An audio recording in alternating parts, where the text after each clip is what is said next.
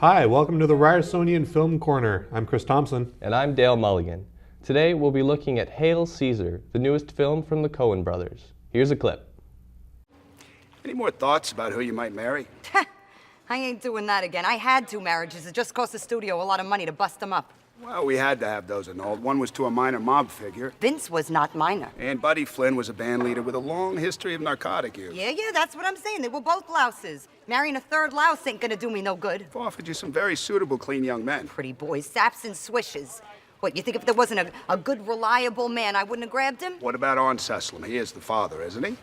Yeah. A marriage doesn't have to last forever, but Deanna, having a child without a father would present a public relations problem for the studio. The aquatic pictures do very nicely for us. So you go and strap on a fish ass and marry Arnie Cecilum. The pictures do well for all of us, and it's a tribute to you. The public loves you because they know how innocent you are. That's true. Let me see if Arn is open to matrimony. You sure he's the father? Yeah, absolutely he's the father, yes. Pretty sure.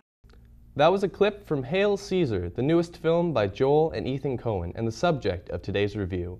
The story is a fictional narrative about real-life movie studio executive Eddie Mannix, played by Josh Brolin, and his attempts at managing a fictional studio in the 1950s.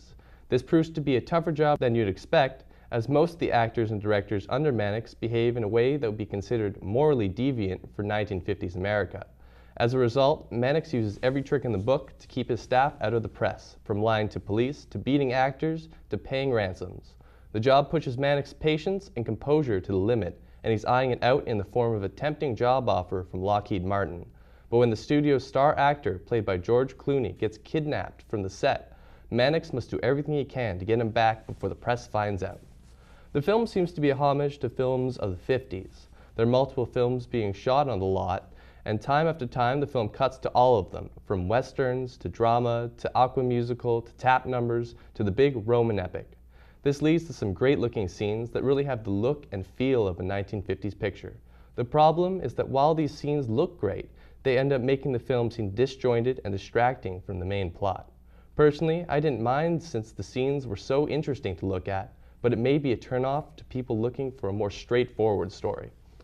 There's an excellent cast here, and they all play their roles very well. Along with Brolin and Clooney, there are some big-name actors like Scarlett Johansson, Ralph Fiennes, Tilda Swinton, Channing Tatum, and Jonah Hill. But the breakout performance comes from Alden Ehrenreich as Hobie Doyle, a soft-spoken Western star who is being thrust into the leading role of a serious drama. His earnest country boy persona is played for a lot of laughs, and he ends up being the moral center of the film. All in all, I think this film is a great homage to 1950s cinema, but may be a bit inaccessible for many people in the audience. Chris, what are your thoughts? I found it a little inaccessible. There are so many subplots going on. There's so many things here and there that, like you said, it was disjointing at times. The subplots, again, are so random, like what's happening on the set. I guess they're showing that Mannix is a busy guy. He's got a lot to worry about. I like that feel. It almost reminded me of like Entourage a little bit in the sense like the agent's always going around fixing problems. That's what Mannix is doing. So I guess in that sense, it was purposeful to show his character. But some of these scenes that they had where they're showing clips of the movie, they just stretch on and on and on. And all they really do is let the Coen brothers showcase that, hey, we can film stuff like this. And yeah, it's visually interesting to look at, but about minute 5, minute 6 into this musical number, you're like, what the heck is this? Like, what's going on here? I'm busy. I'm a busy guy. I got places to go. And that just takes me right out of it. It's got the Coen brothers charm. It's got all these like the themes that a Coen brothers movie would have, like greed's always there and like multiple interesting little characters that seem random at times. But this movie is just so weird. The scenes were very and random distracting, and that it I kind felt of that a lot of the distanced me problems that from the it, actors and had were very much put to the wayside. I'm kind This is of very fan, much a but at the story same about time, I was just, Mannix more than anyone else. So I felt that a lot of the plot points ended up getting resolved in very strange ways. Near the end of the film, a lot of the problems that they had are just mentioned to have been resolved. And you really find that Mannix didn't really do much to help all the actors in the set. So you really feel, why did I see that? Why is that part of the movie, and I think that's one of the flaws in this film. But as like a spectacle to look at, I thought it was very well done, and it really has that feel of a 1950s movie where it is more so about spectacle, because it's very much trying to compete with TV, which is a new technology that's coming out at the time. So you really went for those big musical numbers. You went for the big Roman epic. Obviously, the one they're talking about, what they're doing in this film, is Hail Caesar, which is an obvious ripoff of Julius Caesar, which was done in the 1950s under MGM, which was also the company that the real Mannix worked for. So there's a lot of parallels between that. But yes, all in all, I think it could have had a much tighter plot. I just want to point out too that the movie that they're doing, Hail Caesar, from the perspective of kind of a non-believer Roman leader who's George Clooney, is the plot of a movie that's coming out soon. I forget what movie it's called. It's starring Joseph Fiennes, who's Ray Fiennes' younger brother, who is in this movie. That's just a fun little trivia fact, but it's like the same movie, and it's funny how they're like, it's the movie within a movie. For this movie, trivia. Gotta love it. Yeah, I just can't get over the subplots and the weirdness of it. I'm suspicious that it might become a cult movie. Give it some time. Obviously, it's only been out since Friday, so you can't really declare that now.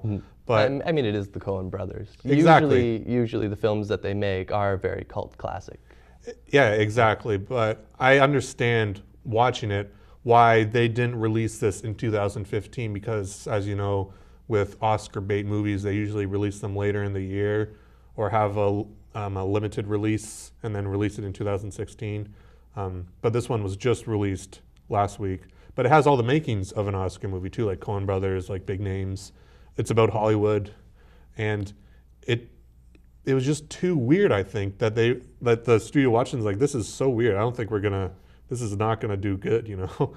And so they released it now, and I hate to say it, but I agree with the studio executives here. It's just too strange, too all over the place. I like my narratives like tight and moving forward, and you can have multiple subplots. I love the subplots, love supporting characters, but that's part of a movie formula. They have to all come together at the end, and there's so many that didn't. Like, there's so many that just, it resolved itself, but it didn't help the main plot. They didn't like intertwine, and yeah, I just can't get over that. It's so random. But you have to admit, there's some really great scenes. For instance, the scene with Aaron Reich and Fiennes' characters. Aaron Reich is a Western star going into like this big drama directed by Fiennes' character, and they have some great chemistry between the two as he's trying to make him say the lines right. And I think there's a lot of great comedy scenes like that. There's some great stuff with Tilda Swinton as actually twin Gotham columnists. You have great scenes with her coming in and then leaving, then her coming again, but as the twin. And I thought those scenes were very well done. But you're right, as a whole, it doesn't all fit together, and I think that's where it doesn't shine. Great scenes visually when they're showcasing. They were great to look at. Funny at the time, but in the end, I felt almost ripped off that they didn't come together and they didn't like intertwine like most movies do, most good movies do. And so that's why I think I can only give it 2.8 out of 5. I had originally had it at 3, but I had to bring it down a little because it's just frustrating right now. But again, I still think it has potential to become a cult movie, like Big Lebowski was. That no one liked it at the time, and as time went over, like a religion grew from it too. So if that's not cultish, I don't know what is. And I feel this movie, maybe not to that extent, but it will, like, over time, people will like, oh, this is iconic or something like that. Yeah, well, I really liked the movie. I really loved the scenes. It just visually looked really well. The actors all played well off of each other, but I do feel it's a very inaccessible movie for a lot of people. So I'm going to give it 3.5 stars. Well, that'll have to do it then for the Ryersonian Film Corner. I'm Chris Thompson. And I'm Dale Mulligan. Thanks for watching.